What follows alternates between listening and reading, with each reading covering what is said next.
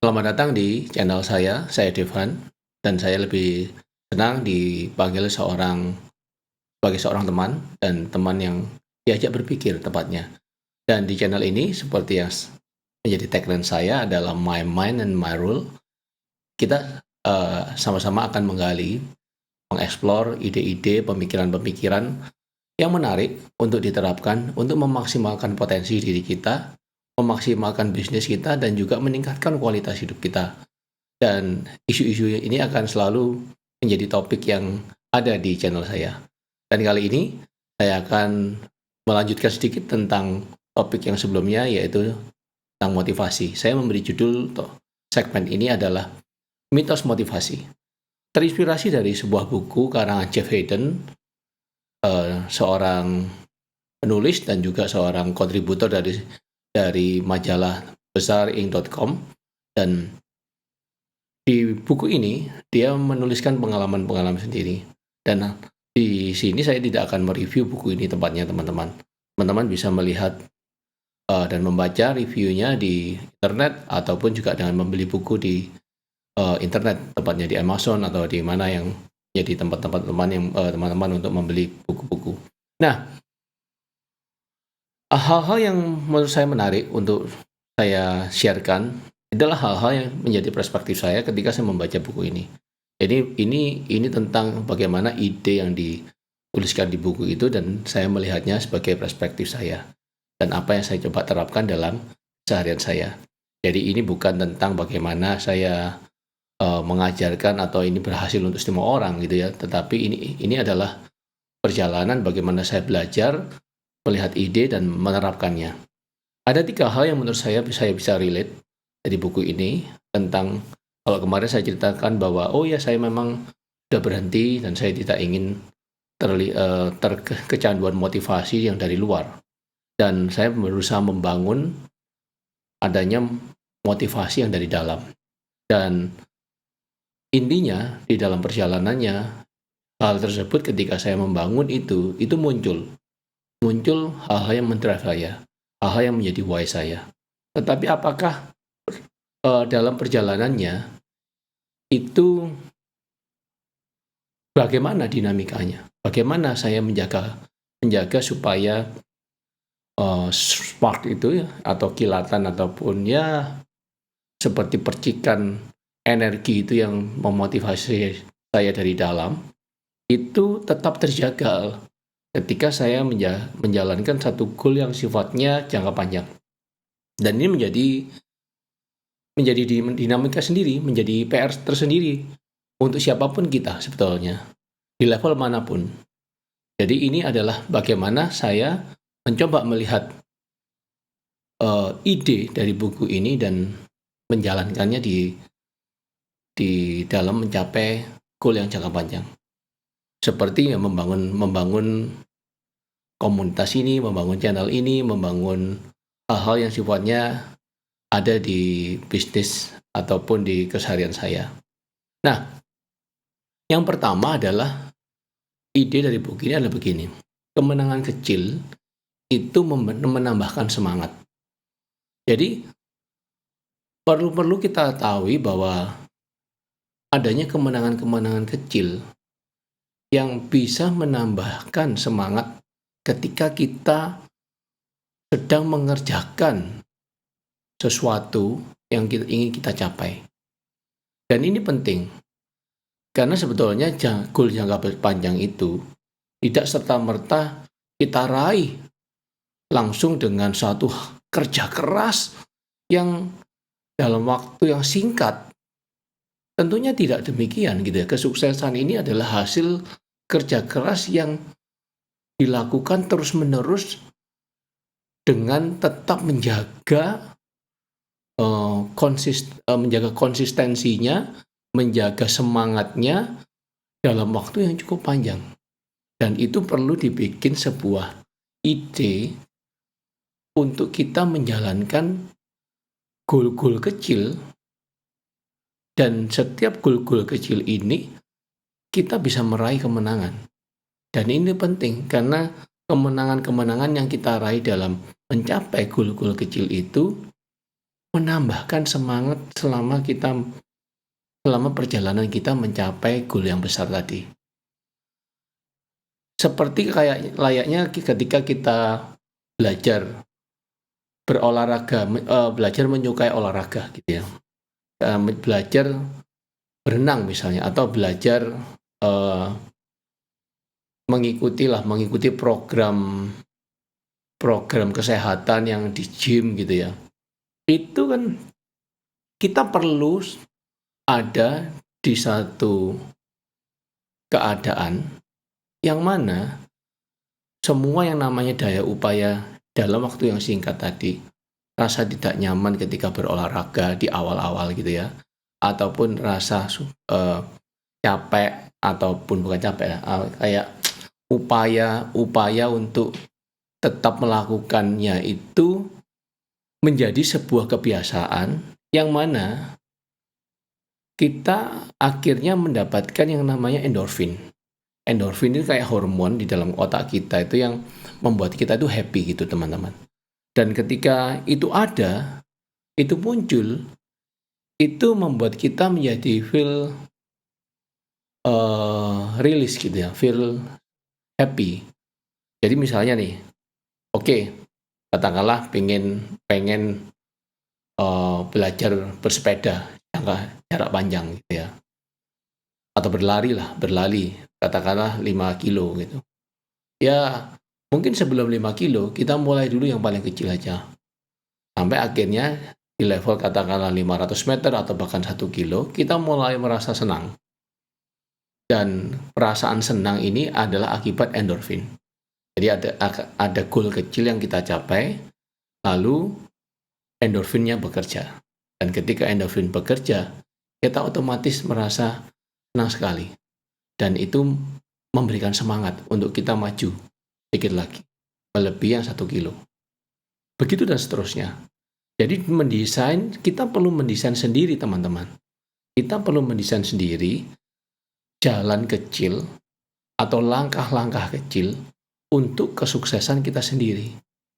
Jadi tidak ada yang namanya satu jalan sukses yang berlaku sama untuk semua orang. Ini perlu kita sadari. Karena pertama definisi suksesnya juga belum tentu sama. Kemudian circumstances-nya juga belum tentu sama, keadaan-keadaan yang mempengaruhinya, kemudian apa yang menjadi skill, talenta, dan juga keahlian teman-teman juga tidak ada yang sama. Jadi istilahnya sebenarnya tidak ada satu jalan yang sama untuk menuju sukses untuk setiap orang. Jadi setiap orang harus mendesain, harus mempunyai atau akan menjalani dia jalannya sendiri gitu ya. Dan kalau kita secara sadar tahu hal ini, marilah kita mendesain itu. Mendesain langkah-langkah kecil kita untuk definisi mencapai sukses sesuai definisi kita. Ini penting banget. Jadi sehingga akhirnya goal jangka panjang itu kita bisa raih. Jadi sebetulnya bukan kita membutuhkan satu motivasi yang percikan motivasi yang membakar semangat sehingga langsung bisa mengerjakannya dalam satu goal jangka panjang, dan itu impossible, itu nggak mungkin sama sekali. Yang mungkin adalah kita menjaga supaya selalu ada semangat untuk motivasi yang sudah ada dalam diri kita. Menjaga supaya muncul semangat itu, muncul kesenangan itu, dan ketika itu dijalankan berulang-ulang, kita merasa tidak kelelahan dan tetap termotivasi akhirnya. Ini yang pertama, yang saya bisa relate dari buku tadi.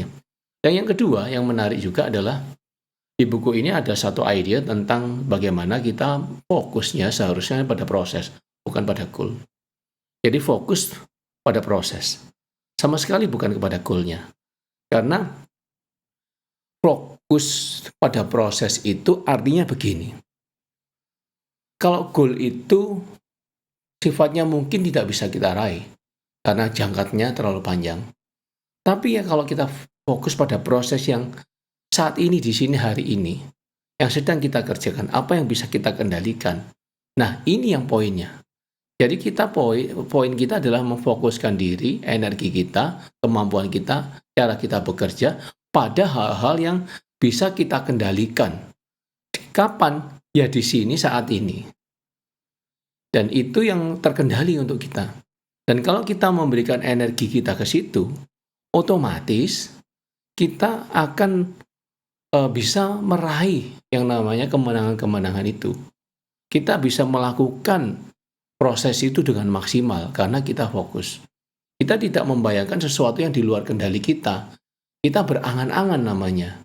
Dan kita seringkali ketika angan-angan tadi yang merasa di luar kendali itu tidak kesampaian, kita menjadi down. Kita menjadi merasa gagal. Dan ini perlu kita garis bawahi. Jadi kita mesti tahu hal ini. Dan pahami juga bahwa ketika teman-teman fokus pada hal yang tadi, sifatnya hal yang proses kecil-kecil tadi yang sudah didesain, dan kita fokus pada situ, pahami bahwa learning process, cara seseorang belajar itu juga tidak sama. Jadi, dengan kita menyadari siapa diri kita dan bagaimana kita belajar, mengadaptasi dan melihat hal yang sedang kita kerjakan itu berbeda dengan yang lain, yet it's okay. Ini nggak masalah. Ini kita tidak sedang berkompetisi dengan orang lain tentunya. Kita tidak sedang berkompetisi, istilahnya berkompetisi dengan mengalahkan orang lain. Sama sekali tidak. Jadi ini adalah kompetisi yang kita bikin sendiri sebetulnya. Kita mendesain game itu sendiri, permainan itu sendiri, kita bermain di dalamnya sendiri, dan sebetulnya kita sedang berkompetisi dengan diri kita supaya hari ini menjadi lebih baik daripada yang kemarin. Ini yang lebih penting. Jadi day to day-nya itu lebih kelihatan. Sebagai contoh nih, ketika katakanlah saya bikin channel ini gitu ya. Kalau saya fokusnya pada goal, maka viewers ataupun subscribers itu mungkin menjadi isu. Dan jadi itu menjadi satu tujuan yang harus dikerjakan dan ini membutuhkan hard work. Terasa seperti itu, terasa berat. Dan itu banyak hal yang mempengaruhinya dan itu di luar kendali tepatnya. Tapi apa yang ada di dalam kendali saat ini? Yang ada di dalam kendali saya adalah membuat konten day to day. One content per day atau dua konten selama seminggu. Ini yang masih ada dalam kendali dan ini yang bisa saya kerjakan. Jadi energi saya fokuskan ke situ. Jadi bagaimana saya melihat, katakanlah menimbang kemampuan saya, menimbang profesi saya, menimbang hal-hal yang saya lakukan yang lain, baik di bisnis saya yang lain ataupun dalam keseharian saya, dalam faktor-faktor yang saya punya, yang melingkupi hidup saya seperti rumah tangga, anak istri, dan sebagainya yang juga membutuhkan saya, yang juga akan mengambil waktu saya, ini semua ditimbang. Dan sampai akhirnya saya memutuskan ini desainnya.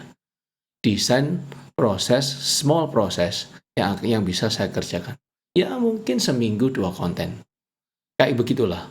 Ini yang difokuskan. Terlepas jumlah subscriber yang akan muncul, saya nggak tahu kapan. Itu benar-benar nggak kebayang buat saya. Tapi apa yang bisa saya bayangkan adalah ini. Di saat ini, di sini, saya bisa bikin kontennya. Dan dengan memahami learning process yang berbeda-beda, tiap orang, ya bolehlah kita merasa cara berprosesnya, berbelajarnya seperti ini. Dan mungkin takes a little bit longer. Butuh sedikit lebih lama. But it's okay. Jadi, ketika kita tahu itu, ketika kita fokus pada proses, kita bisa bermain dengan cara menarik kerangka waktunya. Playing the infinite game. Ini idea dari bukunya Simon Sinek. Jadi, infinite game. Kita menarik kerangka waktu di mana sebetulnya kita merasa lebih bisa memaksimalkan potensi kita dengan kerangka waktu itu. Tujuannya adalah bukan saya harus menang, tapi seberapa lama saya bisa ada tetap di dalam kerangka saya bermain. Seberapa lama saya tetap ada di dalam permainan saya sendiri. Seberapa konsisten saya akan terus mengerjakannya. Dan ini menjadi merubah cara kita berpikir ketika kita sedang mengerjakan sesuatu. Dan fokuslah pada hal-hal yang bisa begini. Dari saya mengerjakan hal ini, apa yang berubah dalam diri saya? Ini perlu kita tanyakan, teman-teman. Dengan saya melakukan ini, saya menyadari ada sesuatu nih yang sedang berubah. Saya menjadi lebih baik, saya menjadi lebih kompeten, saya merasa lebih energized, ada sesuatu yang berubah. Dan ini perlu di-acknowledge. Dan ini yang akan menolong teman-teman sebetulnya mentransformasi diri terlebih dahulu daripada mentransformasi keadaan. Nanti kita akan bahas di segmen-segmen yang lain tentang mentransformasi diri. Nah, ini yang kedua. Jadi ide di buku yang kedua buku ini yang kedua adalah tentang bagaimana fokus pada proses. Dan yang terakhir, ini juga menurut saya juga penting, adalah ide tentang menjadi serial achiever. Jadi pemenang yang berseri. Ini kayak kalau seandainya kita mendesain game tadi itu serial gitu kayak di Netflix gitu ya. Itu kita mesti tahu bahwa dia dalam episode-episode itu kita mesti jadi pemenangnya gitu. Jadi kita mesti jadi apa ya? Jadi peraih-peraih atau pencapai-pencapai atau masalah yang menang di dalam setiap episode yang sebetulnya episode sendirinya itu yang kita yang mendesain. Episodenya itu kita yang mendesain, teman-teman. Jadi kan aneh. Kalau kita yang mendesain, lah mengapa kita nggak mendesainnya supaya kita menang gitu ya. Ini penting ini. Karena journey kita ini sebetulnya adalah growing, teman-teman. Kita tidak sedang berkompetisi, tapi mendesain sebuah journey untuk kita tetap growing. Dan ini can take a lifetime, but it's okay. Jadi ini yang menarik. Jadi apa yang saya bisa relate dari buku ini tentang The Motivation Myth itu adalah ya ini tadi. Bagaimana ternyata yang namanya motivasi itu memang yang sifatnya dari luar itu terkesan hanya mitos gitu ya. Mitos yang ya kalau saya butuh hard work saya harus punya motivasi yang besar juga mencapai satu yang jangka panjang, padahal ini is nonsense. Kita bisa mendesainnya dari hal-hal yang paling kecil dan hari lepas hari, day to day operations, day to day life gitu ya, kita bisa mencapainya dan kita bisa merasakan konsistensinya dari kemenangan-kemenangan yang kita raih dalam sehari. Dan ini sangat-sangat menolong untuk siapapun teman-temannya saat ini yang sedang berusaha untuk mungkin ya lelah secara motivasi, kemudian berusaha untuk mempunyai kebiasaan-kebiasaan baru, mengembangkan diri dengan skill-skill baru, ataupun para pengusaha-pengusaha, entrepreneur muda yang merasa goalnya terlalu jauh, goalnya terlalu tinggi, dan sehingga akhirnya saya kelelahan gitu ya.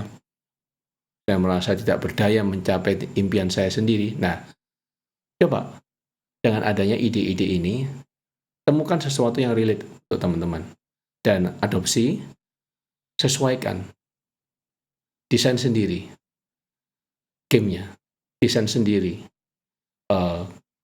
Prosesnya. Desain sendiri. Path to success-nya. Oke? Saya berharap tayangan ini bermanfaat dan teman-teman bisa mengambil satu action yang jelas untuk kedepannya bagaimana saya bisa memberdayakan diri untuk maju selangkah lebih dekat pada tujuan saya. Sampai ketemu di segmen yang lain. Senang sekali bisa berbagi hari ini.